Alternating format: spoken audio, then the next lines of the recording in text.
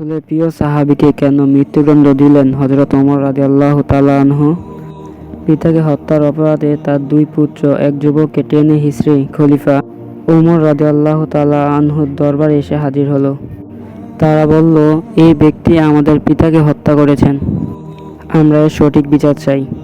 খলিফা ওমর রাদিয়াল্লাহু তাআলা আনহু যুবকের কাছে তার বিরুদ্ধে আনা হত্যার অভিযোগের ব্যাপারে জানতে চাইলেন।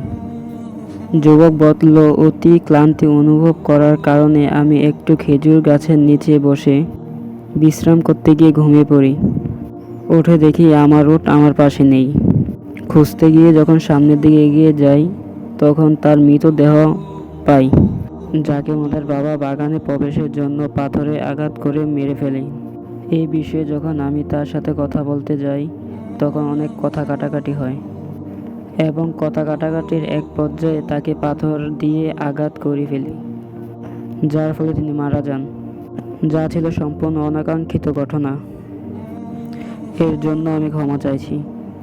বাদীরা বললেন, আমরা এর মৃত্যুদণ্ড চাই।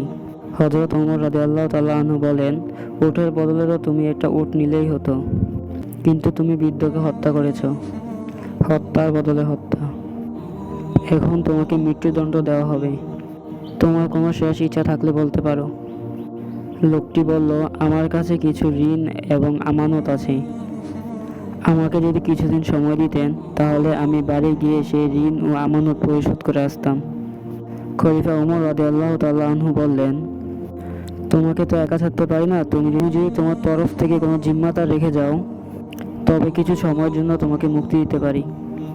যুবক তখন দুঃখিত হয়ে বলল, না, কেউ আমাকে চেনে না, আমিও কাউকে চিনি না, সুতরাং আমার জামিনদার হওয়ার মতন এখানে কেউ নেই।